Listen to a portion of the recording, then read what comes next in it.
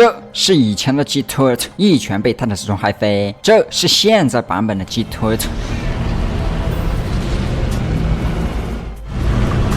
好家伙，当我看到这一幕时，也难掩惊讶之色。这哪是一个单位，这哪里是一个基地，完完全全的工业巨兽。移动城堡，行走的基地，母舰。Hey guys，I'm here， 欢迎收看我的频道。在等待一天后，时钟宇宙40集接踵而至，时长7分钟。看完这集之后的我，只能说这无疑是疯狂了，这简直非常疯狂，这太疯狂了，这很疯狂！史诗级大人机横空出世，本以为之前07看到，即使它的大小有些保守了，直到现在再拿5个泰坦来比，泰坦的大小竟宛如楼一般的存在，可以自己看看参考图。泰坦钻头在这儿，想必你们的下巴快拖不住了吧？天哪，好在他们目前还不会来对付几个泰坦。这集场面有点大，请系好安全带，与我一起重新回顾本集，为他尽可能盘点解析理论其中细节。不过这集打戏多，能说的可能不多，看前谨记。视频内容难保有说过度解读猜测，请理性看的问题并积极参与讨论。在正式开之前，希望大家可以给我这个小小的赞。前情回顾，联盟泰坦多方遭到牵制，导致迟迟不能对基地产生有效打击，只能各凭本事之下解决问题。但启示录的时间不会等人，回到本集，女泰坦铅笔与泰坦想背对背作战，解决了包围上来的机械厕所，但数量10分的多，感觉永远打不完似的。此时的天色夜幕临近，最后的晚霞洒在这座基地上，镀上了一抹深红。但天黑不代表收工，属于泰坦们的战斗才刚刚开始。泰坦电视施展分头行动，成功灼杀开路，加入泰坦们的行列。后方有动静传来，众泰坦一同望去，是更多的机械厕所出现了。4位中间还有个更大的，难道这就是他们的头子？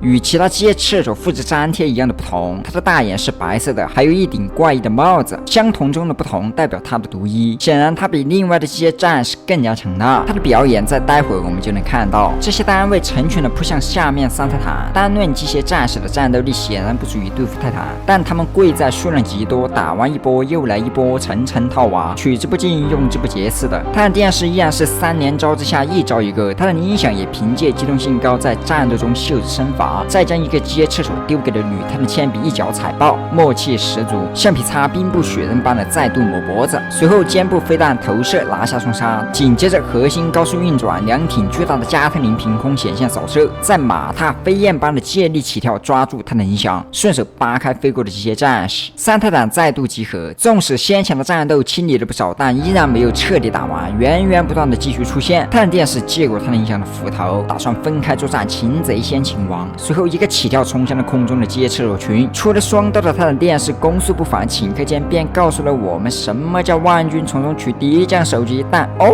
机械战士头子仅一个照面就将泰坦电视按在地上。虽然泰坦电视在这个精英怪到了之前有了刹车的举动，但来得太快，双向奔赴之下来不及了。不过他能撼动泰坦电视，那么实力显然就不是其他机械厕所能相提并论的，其力量大到泰坦电视都挣脱不开，可见这个头子的含金量。他一得势，直接朝泰坦电视开火。俗话说有烟无伤，这也是如此。泰坦电视护好屏幕后，基本问题不大。不过周围产生了不少飞沙，想必有不少火力瞄边了。他正开着得劲儿，背后有一人前来，是泰坦监控。在之前，泰坦监控一直在与莱昂纳多斗智斗勇，此时泰坦监控能脱身来到这里，难道他与莱昂纳多的战斗结束了？在全剧版中，我们得知了启示录进程遭到了干扰，随后厄德通知08带人撤离。显然，泰坦监控的战斗不是打完了，应该是他们撤离后没有了对手。还能看到泰坦监控依旧还处于狂暴模式，所以此刻能出现在这里，理所应当了。他一来就打断了这个头子的输出。面对前后2个泰坦，精英怪赶忙脱身飞向空中，导致泰坦监控打空，但一时的脱离并不能让他安全离开。看到狂暴的泰坦监控战力得到了提升，显然不会让他安然退去，随即喷气加力，飞身一拳打出僵直，再环抱给予滚烫的热情。此时机械厕所头子仿佛看见了19集的老丑，同样的处理方法，同样的结果，最终只剩个头盖骨。泰坦电视都看懵了，但战斗依然还没有结束。泰坦监控再吸了一个机械战士过来，通过牵引墙将其压成废铁，随后投给了2个吃瓜群众。另一边也来了3个，泰坦监控选择飞过去解决。看到这一幕的泰坦电视发问旁边的泰坦音响，只是回了个摊手。之前泰坦音响见过泰坦监控的狂暴模式，泰坦电视也在对付反泰坦时见过，所以应该不是发问这是怎么了。我想促使泰坦监控这样的原因，可能是在之前机械战士曾将其围殴拆解过，又在到了基地后一直死缠烂打，真的毫无存在感。再加之才被泰坦时钟维修好的加特林，在39集第1部分就又被干扭曲。去了，这谁不窝火？他要再次证明自己不是划水的。随后，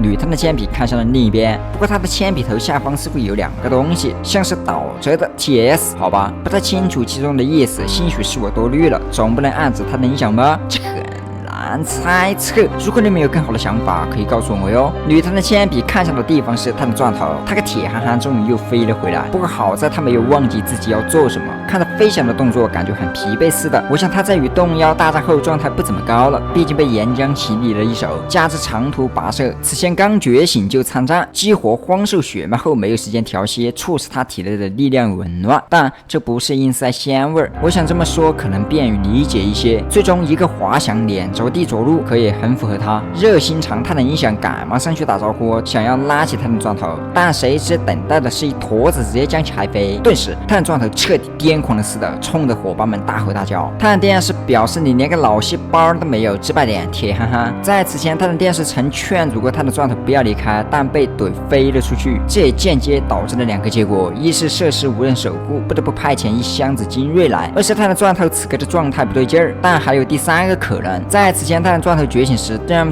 曾透露过他的钻头可能会失控，那么此时相当于印证了当时所言了，也就是说现在他失控了。当听到泰坦电视的话后，他的钻头顿时周身电流交织，对着泰坦电视就是一顿嘴炮还击。见状，女泰坦铅笔立马上前，核心高速运转，生成了一张防御网，但并没有扛住多久，很快就炸开了。纸面实力还是抵不过硬实力啊！泰坦电视扬起巨斧上前，他要保护身后的队友。正当战斗将要开始时，一声钟声传来，很快上空一道金色残影划空而过，来者踏空而行，举动间空间晃动，随后落在了地面，烟雾散去，显露出了一个泰坦，是泰坦时钟。他在39级中脱困，在解决了麻烦之后，对自己使用时间加速后快速来到了这里。至此，联盟泰坦全部汇聚。不过在联手对付敌人前，他们还得先处理他的钻头的事情。只见泰坦电视露出了一个充满玩味的小表情，这表情是啥？想必熟悉的无需再提了。同时，泰坦电视嘲讽他的钻头：“你完了！”如果没记错的话，这应该是泰坦钻头和泰坦时钟的荧幕首次见面。在泰坦时钟离线到回归中间的空档交给了他的钻头，二者几乎是完美错开。现在重聚一堂就要动手，别让厕所笑话了。显然不会。只见他的时钟开始动用能力，几个符文随着能量而起，一声号令之后，光芒一闪，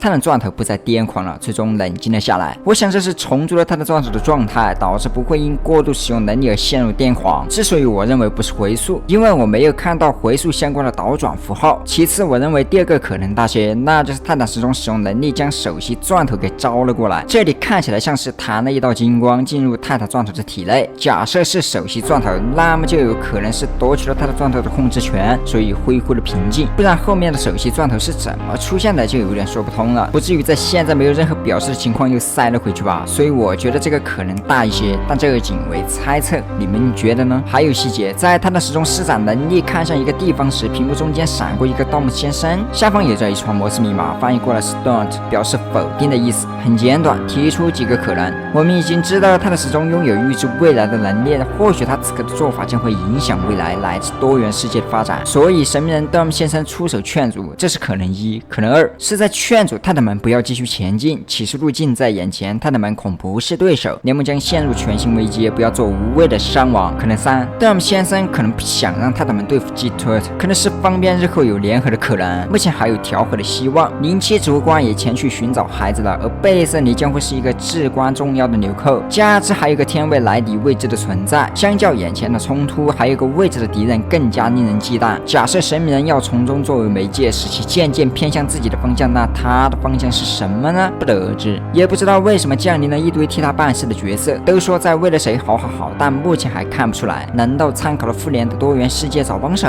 关于这点，只能未来再看了。根据之前透露，在41集会得到许多的疑问解惑，届时我想会有一些劲爆的答案。我们继续，泰坦们集合，一切都要结束了，他们向着最终的目标前进。对他们来说，要想战争结束，就必须要打爆这块水晶，阻止起诉的发生。联盟泰坦同框名场面，得记下这珍贵的一刻。另一边，厄德正在与G-Tut说话，从他的口中可以得知，在启动之后，除非联盟能直接干了他，不然奈何不了。这点在后面会提到。随后，厄德将操纵杆拉下，与小灯汇合，黑烟传送离开了。至此，代表着进程的百分比开始跳动，最终来到了100%。这意味着G-Tut的长达36集的改造终于结束了。改造车间此时已被电光冲刺，各个部件开始散架脱落，金属碰撞声不绝于耳。首先一个带有感号的单位出现，而后转到了老纪，他苏醒了。外界的基地地标瞬间被破开，一个巨大的钳子张开的口子，带有摧毁一切之势。联盟小队见状，活见鬼，纷纷放下了手中的活儿，开始撤离。这是他们无法参与的战斗。在此之后，整个基地荡起了强烈的地震感，外围坚实的城墙顷刻间崩塌，一个个巨大的武器显露，内部也不例外，各种不知名部件从地里钻出。此情此景，泰坦们不得不聚在一起抵御乱石。让我们欣赏这一段老纪的烘托。